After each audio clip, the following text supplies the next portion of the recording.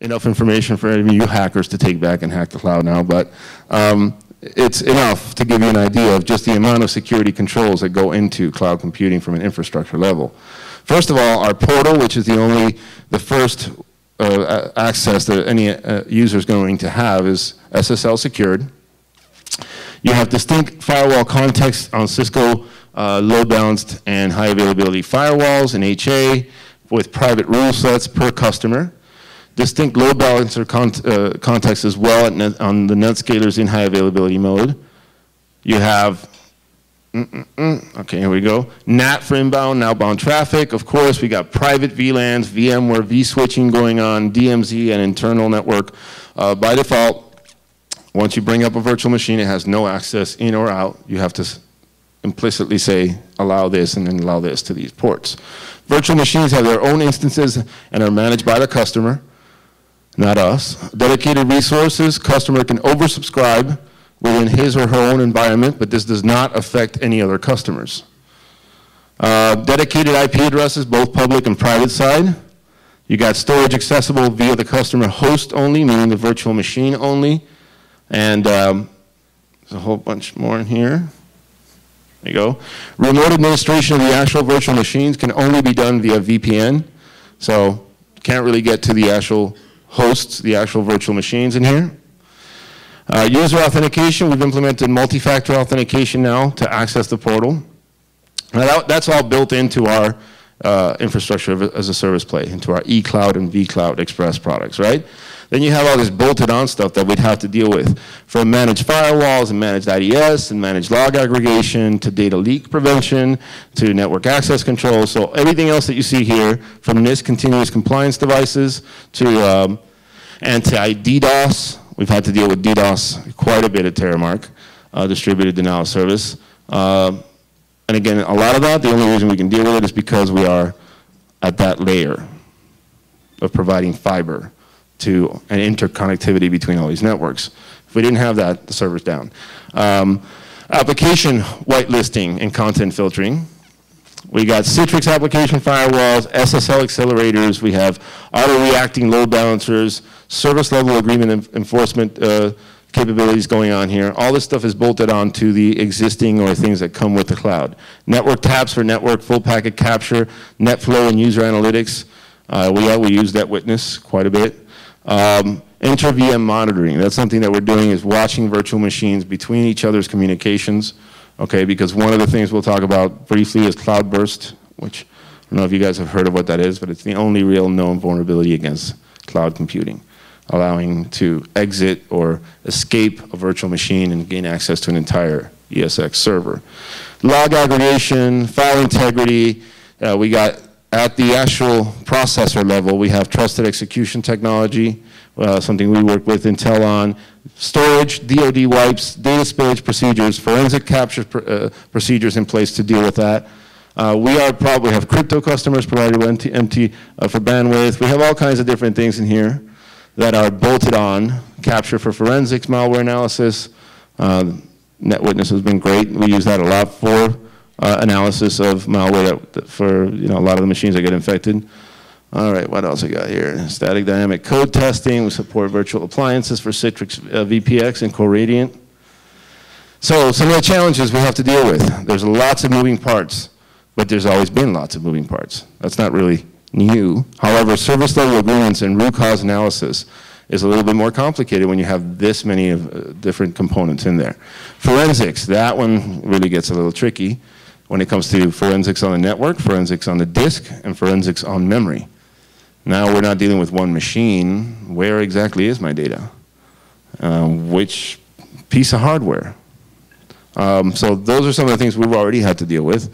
So this is a mindset change really from point in time to continuous compliance and performance assurance. Some of the new issues to deal with, old considerations, of course, are still something we have to deal with. All the old issues we had with security are still the same, but now we have some additional ones.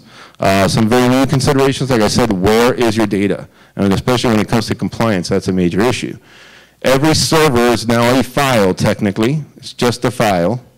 All right, so additional considerations have to be in place when it comes to incident response. When something gets hacked, what are the procedures that have to be taken, that go into action and all that good stuff. Additional considerations for forensics. Like I said, it's not like we can now, okay, the federal government needs to do is working on this case and we need all the data, and if they decide to say, okay, well, we want everything on that storage array, they don't have anything that big to be able to image that entire storage array.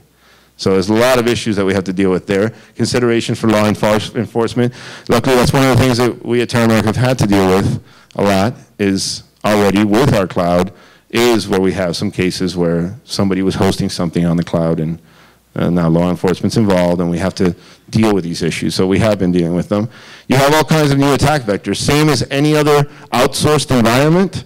To a large degree, I used to call this co-location 2.0, but what took off was cloud computing.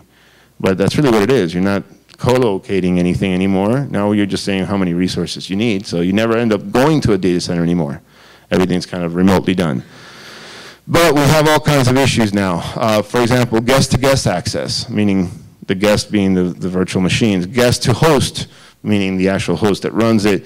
VM hardware, access to hardware, guest-to-self, external-to-host, external-to-guest. All hardware to VMs, you name it. There's all kinds of new considerations when it comes to security issues. In addition to the normal information security threats, we now have all the stuff we talked about before: malware, advanced persistent threats, application layered attacks, and cloud bursting. And if you don't know what cloud bursting is, it's not something that has been discussed too publicly. The folks at Immunity Security, they are, ex-NSA dude, Dave, basically his team was able to make a VM escape and execute code on the actual ESX server level, which is what they called cloud bursting attack. Now it hasn't been, it can't be or has not been able to be reproduced, so that's why you haven't heard much about it. It is still a 0-day private exploit that Immunity has, and of course the federal government is well aware of, but it is not something that really is a very high threat. So threat intelligence, one of the things that we've done at Terramark is we have a threat intelligence group, and we do a lot of things to be on top of what's going on in the black hat or the underground community. Through, of course, not only through our commercial partners and the federal government and law enforcement, but we also have people who are, like I said, are pretty much just looking at it from a lot of different angles, from looking at malware samples. We do a lot of memory. We have some folks who specialize just on doing memory analysis. We have folks who are looking just at reverse engineering malware and being proactive about finding that. Indicators of compromise, often types of traffic patterns or traffic from malicious domains, such as that of China. Customer base benefits from advanced to actionable threat intelligence. So we are very proactive with threat intelligence to make sure that we're doing all the things that we need to secure our clients. One of the things that we've done that's kind of interesting, be able to sweep large domains to identify potential web application vulnerabilities. So we built a tool internally that combines Google Dorks, what you guys just saw, and I just showed you one example. I can actually use Google Dorks to find every vulnerable website in China to SQL injection. And then if I just take that one step further and create a tool that goes and hacks those that have SQL injection, well, then I just hacked thousands of websites in a matter of minutes.